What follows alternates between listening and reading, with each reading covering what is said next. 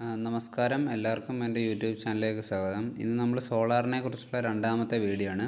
ആദ്യത്തെ വീഡിയോയിൽ നമ്മൾ എന്താണ് on grid off grid hybrid എന്ന് നമ്മൾ പഠിച്ചായിരുന്നു.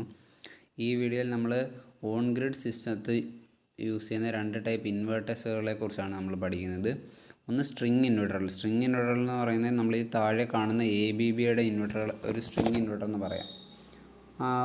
ഒരു സ്ട്രിങ് ഇൻവെർട്ടർ എന്ന് പറഞ്ഞു കഴിഞ്ഞാൽ നമ്മൾ രണ്ടോ അതിൽ കൂടുതലോ സോളാർ പാനലുകളെ നമ്മൾ സീരീസ് ആയിട്ട് കണക്ട് ചെയ്തിട്ട് അതിൻ്റെ ഔട്ട് വരുന്ന പോസിറ്റീവിനെ നെഗറ്റീവിനെ നമ്മൾ താഴെ ഒരു DC-DB കണക്ട് ചെയ്യും. അത് കഴിഞ്ഞിട്ട് അതിനെ DC-DBയുടെ ഔട്ടിനെ നമ്മൾ ഒരു സ്ട്രിങ് ഇൻവെർട്ടറിലോട്ടാണ് കണക്ട് ചെയ്യുന്നത്. ഈ സ്ട്രിങ് ഇൻവെർട്ടറുകൾ എന്ന് പറയുമ്പോൾ ഇതിന് 5 വർഷമാണ് വാറണ്ടി ഉള്ളത്. 5 വർഷമാണ് വാറണ്ടി. ചില കമ്പനികൾക്ക് 5 to 7 വർഷം വരെ വാറണ്ടി കിട്ടുന്നുണ്ട്. ഒരു ഗുഡ് ക്വാളിറ്റി എന്ന് പറഞ്ഞാൽ നമുക്ക് പോളിഗ്യാബിൻ്റെ ഒരു ഇൻവെർട്ടർ, മീഡിയം ലെവൽ കോസ്റ്റ് ഉള്ള ഒരു ഇൻവെർട്ടർ ഉണ്ട്. പിന്നെ നമുക്ക് ഇച്ചിരൂടെ കോസ്റ്റ്ലിയാണ് ABBയുടെ ഇൻവെർട്ടറുകൾ. പിന്നെ നമ്മളെന്ന് പറഞ്ഞാൽ ഒട്ടും ഷെയ്ഡ് ഇല്ലാത്ത സൈറ്റുകളിലാണെങ്കിൽ നമുക്ക് ഈ സ്ട്രിങ് ഇൻവെർട്ടറുകൾ വെച്ച് കഴിഞ്ഞാൽ നല്ല പ്രൊഡക്ഷൻ ആയിരിക്കും കിട്ടുന്നത്. ഒട്ടും ഷെയ്ഡില്ലാത്ത സൈറ്റുകളിൽ. കാര്യം ഇൻ കേസ് ഏതെങ്കിലും ഒരു പാനലിന് ഷെയ്ഡ് ഉണ്ടെങ്കിൽ ആ സ്ട്രിങ്ങിൽ കണക്ട് ചെയ്തിരിക്കുന്ന മറ്റേ പാനലുകളെയും കൂടെ അത് അഫക്റ്റ് ചെയ്യും. അതുകൊണ്ടാണ് ഞാൻ പറഞ്ഞത് ഒട്ടും ഷെയ്ഡില്ലാത്ത സൈറ്റുകളിലാണെങ്കിൽ നമുക്ക് സ്ട്രിങ് ഇൻവെർട്ടറുകൾ നല്ലതാണ്. അടുത്തായിട്ടുള്ളത് നമുക്ക് മൈക്രോ ഇൻവെർട്ടറുകൾ എന്ന് പറയും. മൈക്രോ ഇൻവെർട്ടറുകൾ എന്ന് പറഞ്ഞു കഴിഞ്ഞാൽ ഓരോ പാനൽസിൻ്റെ നമുക്ക് ഈ ഫോട്ടോയിൽ കാണാം, ഓരോ പാനൽസിൻ്റെ അടിയിലാണ് നമ്മൾ ഓരോ മൈക്രോ ഇൻവെർട്ടറുകളും കണക്ട് ചെയ്യുന്നത്. അപ്പം അങ്ങനെയാണ് കണക്ട് ചെയ്യുന്നത്. ഇത് ഒരു പാനലിൻ്റെ DCയെ അവിടെ നിന്ന് തന്നെ AC ആയിട്ട് കൺവേർട്ട് ചെയ്തിട്ട് നമുക്ക് 230 വോൾട്ട് AC ആയിട്ടാണ് നമുക്ക് താഴെ കിട്ടുന്നത്. അങ്ങനെ കിട്ടുന്നതുകൊണ്ടെന്ന് പറഞ്ഞു കഴിഞ്ഞാൽ നമുക്ക് AC to DC കൺവേർഷൻ വളരെ കുറവാണ്. കാര്യം പാനലിൽ അവിടെ വെച്ച് തന്നെ ഇത് AC ആയിട്ട് കൺവേർട്ട് ചെയ്യുന്നതുകൊണ്ട് DC to AC കൺവേർഷൻ എന്ന് പറയുന്നത് വളരെ കുറവാണ്. പിന്നെ ഈ ഇൻവെർട്ടറുകൾക്കെന്ന് പറഞ്ഞു കഴിഞ്ഞാൽ 10 വർഷമാണ് മൈക്രോ ഇൻവെർട്ടറിന് വാറണ്ടി ഉള്ളത്. പിന്നെ നമുക്കത് 25 years ആയിട്ട് ഇതിനെ എക്സ്റ്റെൻഡ് ചെയ്യാൻ പറ്റും. പിന്നെന്ന് പറഞ്ഞാൽ നമുക്ക് ഇതെന്ന് പറഞ്ഞാൽ എൻഫേസിൻ്റെ IQ7A എന്ന് പറയുന്ന മോഡലാണ്. ഇതിൻ്റെ വാട്ടേജ് വരുന്നതെന്ന് പറഞ്ഞാൽ 366 വാട്ടേജാണ് ഇതിനുള്ളത്. പിന്നെ നമുക്ക് ഒരു എൻഫേസിൻ്റെ എങ്ങനെയാണ് ഡേറ്റാസ് കിട്ടുന്നത് നോക്കാം.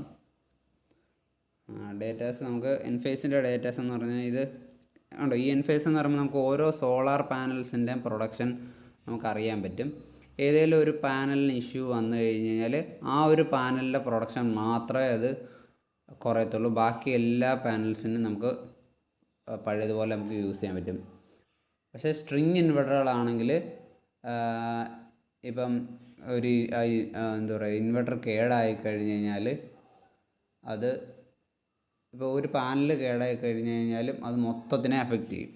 ഇതിൻ്റെ നമുക്ക് പെട്ടെന്നായിട്ട് തന്നെ ഐഡൻറ്റിഫൈ ചെയ്യാനും പറ്റും. പിന്നെ ഇത് കണ്ട് ഇത് എൻഫേസിൻ്റെ തന്നെ മൈക്രോ ഇൻവെർട്ടറിൻ്റെ ഒരു ഇൻ്റർഫേസാണ്. ഇതിൻ്റെ അകത്ത് നമുക്ക് എത്ര കൺസ്യൂം ചെയ്തെന്നും എത്ര പ്രൊഡ്യൂസ് ചെയ്തെന്നും എത്ര KCBക്ക് എക്സ്പോർട്ട് ചെയ്തെന്നും അറിയാൻ പറ്റും. ഇത് ഒരു മന്ത് ഡേറ്റയാണ്. പിന്നെ ഇതിൻ്റെ അകത്ത് നമുക്ക് ഡെയിലി പ്രൊഡക്ഷന് എത്ര കൺസപ്ഷൻ ഉണ്ട്, എത്ര എക്സ്പോർട്ട് ചെയ്തെന്ന് അറിയാൻ പറ്റും. ഇനി തിരിച്ച് നമുക്ക് മൈക്രോ ഇൻവെർട്ടർ ആളെന്ന് പറയുന്നത് ഇച്ചിരൂടെ സേഫാണ്. കാര്യം നമ്മൾ DC താഴോട്ട് കൊണ്ടുവരാതെ അവിടെ നിന്ന് തന്നെ അത് AC ആയിട്ട് കൺവേർട്ട് ചെയ്യുന്നതുകൊണ്ട് ഇത് ഇച്ചിരി സേഫാണ്. നമുക്കൊരു സോളാർ ഓൺ ഗ്രിഡ് ചെയ്യുമ്പോഴത്തേക്ക് ഈ സ്ട്രിങ് ഇൻവെർട്ടറുകൾ യൂസ് ചെയ്യുമ്പോൾ നമുക്ക് സബ്സിഡി കിട്ടുന്നുണ്ട്. അതുപോലെ മൈക്രോ ഇൻവെർട്ടർ യൂസ് ചെയ്താലും നമുക്ക് സബ്സിഡി കിട്ടുന്നുണ്ട്. ഒരു 3 കിലോവാട്ടൊക്കെ ചെയ്യുന്നതിന് ഏകദേശം ഇപ്പോൾ സെൻട്രൽ ഗവൺമെൻറ്റിൻ്റെ സബ്സിഡി 47,000 സംതിങ് രൂപയാണ്. പിന്നെ 3 കിലോവാട്ടിന് 5 കിലോവാട്ടിന് ഏകദേശം 53,000 സംതിങ് രൂപയാണ് നമുക്ക് സെൻട്രൽ ഗവൺമെൻറ് സബ്സിഡി കിട്ടുന്നത്. പിന്നെ നമുക്ക് ഈ എൻഫേസിൻ്റെ സിസ്റ്റം എന്ന് പറയുമ്പോൾ നമുക്ക് ഈസി ആയിട്ട് ഒരു ഒക്ടോബർ നവംബർ മാസങ്ങളിൽ ഇതിൻ്റെ ഹൈബ്രിഡ് ലിഥിയം ബാറ്ററി യൂസ് ചെയ്തുള്ള ഹൈബ്രിഡ് സിസ്റ്റം ലോഞ്ച് ചെയ്യുന്നുണ്ട്. അപ്പോൾ നമുക്ക് ഈസി ആയിട്ട് ഈ ലിഥിയം ബാറ്ററിയും കൂടെ ആഡ് ചെയ്യാൻ നമുക്ക് ഒരു ഓപ്ഷൻ ഉണ്ട്.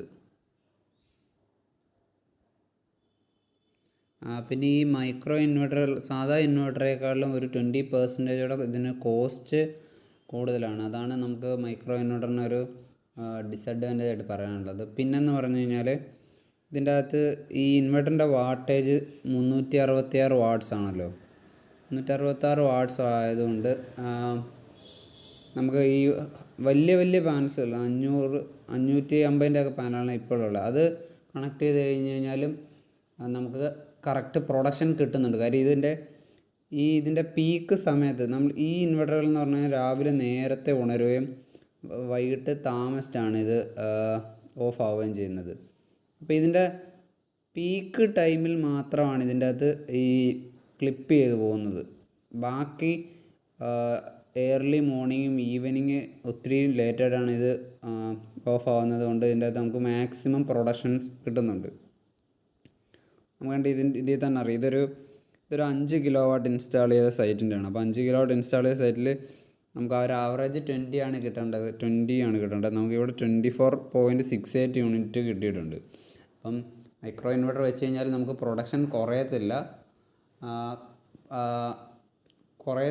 കൂടത്തുമില്ല. നമുക്കൊരു കോൺസ്റ്റൻ്റ് ആയിട്ട് തന്നെ മെയിൻറ്റെയിൻ ചെയ്യാൻ പറ്റും. ഇപ്പോൾ എത്ര പ്രൊഡക്ഷൻ കിട്ടുന്നോ അത് തന്നെ നമുക്ക് ഒരു 25 ഇയേഴ്സും നമുക്കത് തന്നെ പാനലിൻ്റെ ഡീഗ്രഡേഷൻ ഒഴിച്ച് ഏകദേശം നമുക്ക് കോൺസ്റ്റൻ്റ് ആയിട്ട് തന്നെ പ്രൊഡക്ഷൻ കിട്ടുകയും ചെയ്യും. അതാണ് മൈക്രോ ഇൻവെർട്ടറിൻ്റെ വേറെ ഒരു ബെനിഫിറ്റ്.